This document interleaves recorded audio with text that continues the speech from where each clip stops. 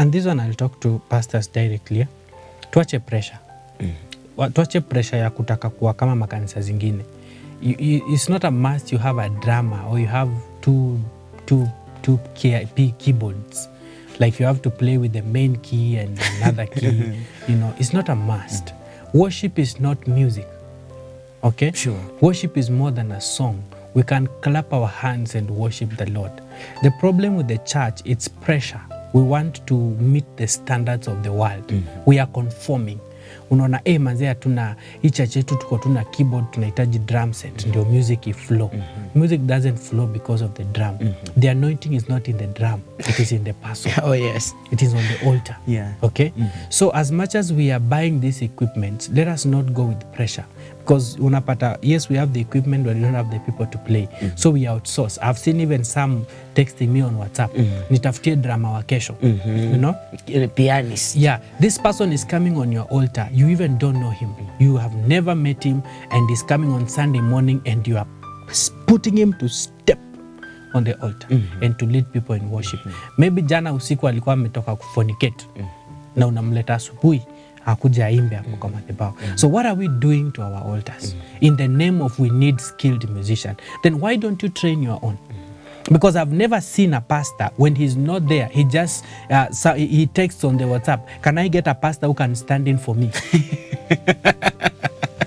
It can never happen. It can never happen. It can never happen. So why are we joking with the worship ministry? This is to pastors, by the way. Why are we joking with the worship ministry? If you cannot bring an impromptu pastor to come and preach and speak a message to your congregation, why are you bringing a worship leader to come and minister to your congregation? And you don't know him.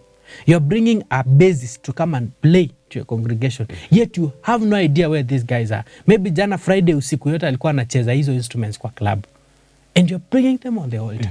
So we are defiling, we pastors, we are responsible in defiling our own altars. Before even blame the worship team for fornicating and accusing them fingers, we are part of the problem.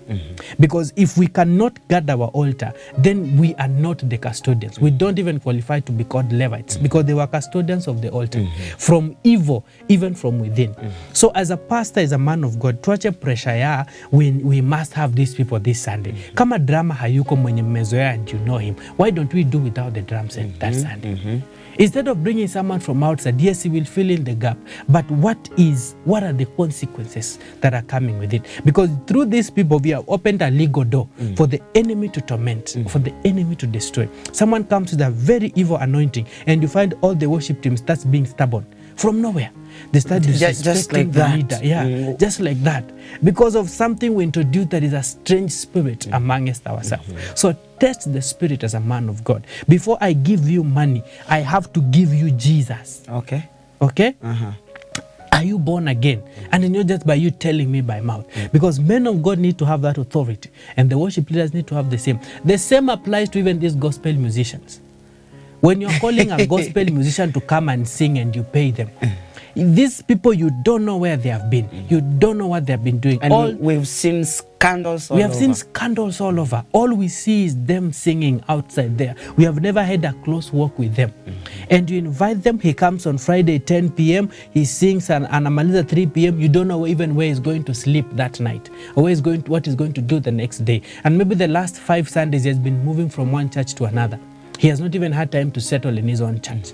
You see, now, how are we going to explain to God that we lost something, we missed an appointment, we missed an encounter with God because we wanted to be famous, because we wanted to be like other churches, because we wanted to trend? Tuna invite ule drama mkali, tuna invite sasa ile siku Felix ni artist kutoka South Africa amekuja, we must bring him in our church. Huyo ndo tunataka. Yet God does not look for that. Yet there is a sister in that church who carries a higher anointing more than even that person you're talking about. It's only that we have not tapped into that anointing. So we have our worship leaders that you have trained, that we know their work of salvation. They are sons in the house. They are sons in the house. Why don't we grow them? Okay?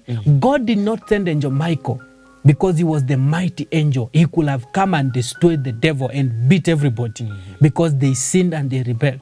But he sent a humble Jesus Christ because it was his son, his blood, his image. He knows him. Oh yes.